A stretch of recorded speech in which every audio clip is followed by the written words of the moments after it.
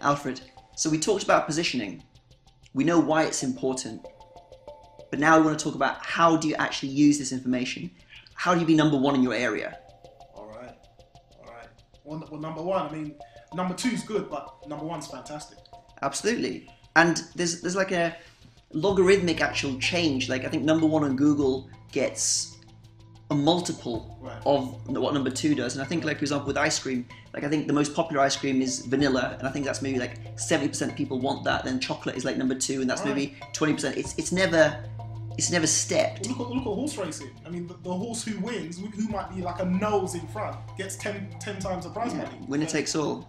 So it's important to make sure, if you're going to be in business, if you're going to be trusting your livelihood and your life to making sure that your business provides you with what you want, and you want to provide the very best service you can do for your customers, it's your duty to make it the best you possibly can do. Right. And to take a position, create a position, defend it from competitors and from other distractions in the mind of the customer. Yes. You know? So when they have that problem, they might even be clear about the problem, but when they have it, you're the gleaming neon sign that flashes in their mind. So like Peter Drucker says, the only purpose of a business is to create and retain a customer. The customer is the only profit center in a business. So it all starts with the customer. It's not about you, it's about them. What's the reason you're in business? Absolutely. What's the problem they're walking around with? Where are they walking around? Where are they looking? Right.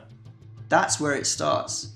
Understanding in detail the needs, wants, hopes, desires of that customer. You got to know their psychographics and also their demographics. So what do they think? What do they hope for? How do they decision make? What do they associate with? Plus at the same time, where are they? How can you get to them? What other things would they potentially like, and how could I reach them? Right. And so essentially getting that message, your important message, not so much aggrandizement, okay, but you are number one in getting that message to them, breaking through all the clutter and getting through to them. In multiple ways. So it's imagining you're seeing you're looking down at Liverpool Street Station, you see all these people, a sea of people just walking around. You couldn't know out of the 1,000 people there which 70 had the problem that you were able to solve. Right. But with the right positioning and with the right messaging and knowing some things about maybe what they read, where they go, what they see, what kind of network they're on, anything like this, it's almost like being able to press an invisible button and then arrows just fly and then reach them with the postcard or with the message that is right for them. Right. And then they call you. So we're not talking about chasing, we're talking about attracting. Attraction. That's powerful right there. So how do we attract what we call our target market? Okay, so we need to know first of all who they are, but what is the problem in their head? What's the question going on in their head? And then you need to know the message to reach them. You need to go into a bit more detail with that, but let's just start with that for now. And then how to reach that target market. So you want to break through the clutter because you are part of that clutter, but if you've got a really personalized, tailored message for that person, and then you're able to deliver it. And the message is solving a problem. So how do we know the problem that's floating around in our let's say they're looking to move, okay? The question could be like, do you know how much your house is worth? Okay. An even better one would be, do you know how much your house in Rickmansworth is worth? Or an even better one is, do you know how much your house in this street in Rickmansworth is worth? Because, for example, if you sent a postcard to all the people in Rickmansworth on a certain street, which was personalised to that street, and say, like, your neighbour just sold his house, do you know how much yours is worth? Right. If somebody there was thinking of moving, that's targeted. Because it's relevant to them. Absolutely. Okay. And if they are thinking of moving now, they'll be like, okay, who are these people? And it might get the greed glands working. It gets their interest and their attention because it targets and relates to them improving their life. So that's the main thing. So as I say, you've got to craft the message, and generally it's good to kind of use words which relate to the problem or solution. Like Google or like, for example, Dyson or Kleenex. These are like... Interestingly, you said Google, you said Dyson, you said Kleenex, right? Yeah. There are other companies in their category. Yes. But guess what? They're number one. in their niche. They turned their brand name into a verb for that thing, or or noun for that thing. Instantly, you know, if I say to you, "Oh, I'm going to Google it," I don't even have to mention it's a search engine. But the thing is, you actually are. You could be Googling it in inverted commas on a different search engine. Yeah, but I can't say to you, "I'll Alta Vista it." No, correct. You'll say, "Oh, what are you talking about?" Correct. I agree with you. So it's important to make sure that you can. If you don't have the resources that Google have, you want to just make it very clear, like fast dry clean or whatever it is that people know what you offer. Right. And then, as I say, if you were like say fast dry clean, then everything you talk about is fast. Your positioning is fast. Well, that goes back to the problem. The easiest way to do that, the most effective way, I won't say it's easy, the most effective way to do that is to get to the heart of the problem. Yes, so the problem would then be they're time starved, they don't have the ability to do things. Because I only care about me. Absolutely. And so you want to then, if you know that, okay, so I'm dealing with time-starved professionals, so where they're going to be? They're going to be coming back from work late. They're going to be reading the paper in the evening. They're going to be coming back when things are dark. And you want to make sure you can then target them at the specific times, in the specific locations. They'll read certain things. They'll go to certain places for their haircut, all these sorts of things. So you can then target them in multiple ways. You need a multi-channel approach. You need to basically... Why do you need a multi-channel? Because our attention is so fragmented. Right. We are not looking at one thing. Classic. Yeah, and you look at TV now, you look at YouTube adverts, it used to be 4 seconds and you can skip it. Now they're making some 30-second ones compulsory because people know that they're not watching television. You know, sometimes I think about it like with war, okay? If you've got, let's say we've got a common enemy. Yeah. Okay? Now there's many ways to actually win the war. And we attack them by sea, we attack them by air, we attack them on the land. You know, we get behind enemy lines and attack them with secret agents. So how are you reaching that point in your customer's mind? It has to be simultaneous and it has to be like in different places. And there's like a way that people come to awareness. It's like they call it the moment of truth, where basically they've seen you multiple times. So if you ask the customer, how did you hear about us? They'll tell you the last thing they saw. Right. But if you actually question them about it, they'll be like, actually, it was here I heard about you. I saw you on Facebook and then I read about you on your guide and then I Googled you. Right. It's a process.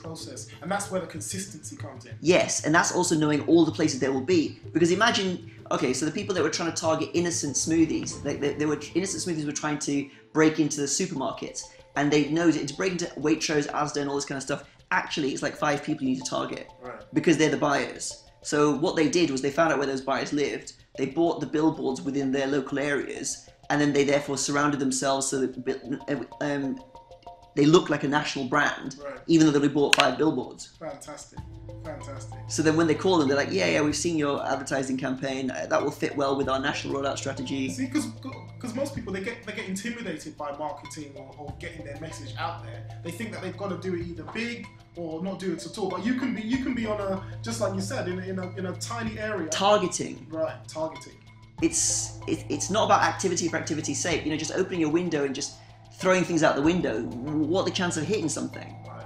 So it's, again, knowing who you want to target, knowing what your message is, and as I say, by just positioning in all the ways we've been talking about, so that your message will then deliver to them in the way that they can understand and receive it and be attracted to it, through multiple channels and multiple ways. So online, video, articles, audio, postcards. And the reason for the targeting as well is because, unlike a large company, we've got limited resources. Yeah. As small businesses, so it's important that, you know, we've only got so many bullets in our 6-shooter. Yeah. You know, so if we've got 6 bullets, we better make sure those bullets count. Yeah, you need a clear message, and you need to then very directly target it, as you said. So getting your maximal impact using multiple tools and building your trusted, consistent message across multiple channels. Okay, so we know what we've got to do. We know we've got limited resources, right? What now? You need a strategy, okay? So you need to deliver the right message to the right market across multiple media, multiple channels over time. Right. So we're going to take our resources and we're going to put them in places so that the overall goal, which is those target markets, start flooding through our door, is achieved. So you need to build a reservoir of trust. You need to build... Reservoir of trust, okay. Yeah, so you need to... I'm talking about using leverageable assets. I'm not talking about disposable. So I'm talking about, for example, if you sent out a load of flyers, just cold with the offer buy now, you've spent money. Too generic. some people will buy, but out of the percentage of people that will buy, they've done the surveys that maybe like 6% or something like that are open to buying within the next 30 days, maybe even less than that. And then maybe like 10% are probably open to buying within at some point, and then you lose a lot of the kind of thoughts there. So you're talking more in terms of we've got to kind of set a relationship. Absolutely. Right. And so you don't create a relationship with a one-off. One night stand doesn't work. You need to have somewhere for them to go to learn more about you, and that's your reservoir of trust. Well, that's you're almost saying like building a community. Doesn't have to be a community. You're talking one-on-one with people, basically. Okay. So, but you have to build a base from which you can actually broadcast your message and encourage them to come back to. Right. So, rather than community, I use it like walled garden. You want to have a place whereby they feel safe, they feel it's good, and they want to kind of come and visit. Right. So within there, you've got to then have enough materials and enough trust and enough proof to allow them to then understand and interpret you as the solution for that problem. Because then you have a position. Right. So problem, solution, and trusted expert. Yes. And the trusted expert is trusted by multiple people. Then they'll be trusted the media, they'll be trusted... It spills out. It spills out. And that's why by consistently...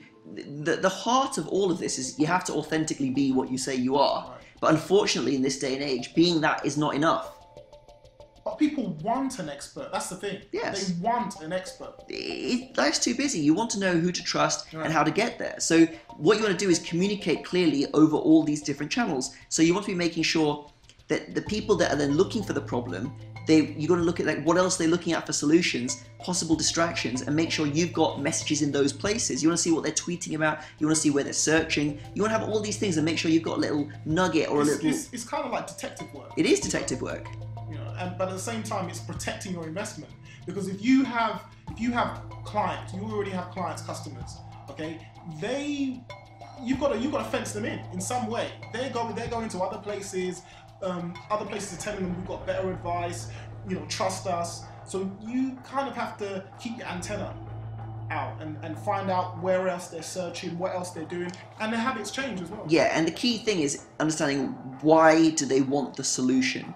What is the job this item was hired to do? So Clayton Christensen wrote a great book called The Innovator's Dilemma, and like he was hired by a fast food company to ask, they asked him, how can we make a better milkshake? And the first question he says is, well, what's a better milkshake? What's the job the milkshake was hired to do? Okay. In order to make a better milkshake, we need to see what purpose it's solving and make it solve it better. So they watched it an afternoon, and then basically there were some people, some single fathers taking their kid along and sitting with them, and they saw that the child was then sipping on the milkshake for an hour while the dad was talking. So it's a way to spend time without spending too much money. Wow. Because it's thick and and it was able to spend time. Right. So they were looking, okay, so we can make it thicker, that's better, or make a narrower straw. That's a product invention, or which improve the outcome. That's interesting you say that, like innovation, because sometimes you might already have a position, but to strengthen that position, it might require just a small tweak in innovation. And that would make a massive difference, because then if you're saying, well, actually, I took my kid there and it lasted for an hour and a half, versus at this place it was only like for 20 minutes, then you may think, okay, I put more chocolate in so it's more milky, but actually they drink in 5 minutes.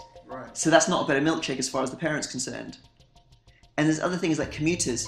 Some commuters were buying it because they would sip it on the hour drive to work, and they wanted something that was thick and interesting so they could have it. And they said, well, it's interesting when a bit of fruit or a bit of chocolate goes in, so if you make it more lumpy, I like that. Wow. So they liked that, and the fact that it was cold and it couldn't spill over and burn them like a coffee would. Okay, so if you were a milkshake manufacturer, producer, you would have to choose between those two markets, right? Well, I'd have two different distribution points, because obviously they're going to buy through a drive-through generally if they're going to be for the driving, and I'd have like a maybe drive special. You can have the commute milkshake special or something like this. Now you're innovating on a distribution channel. So what other?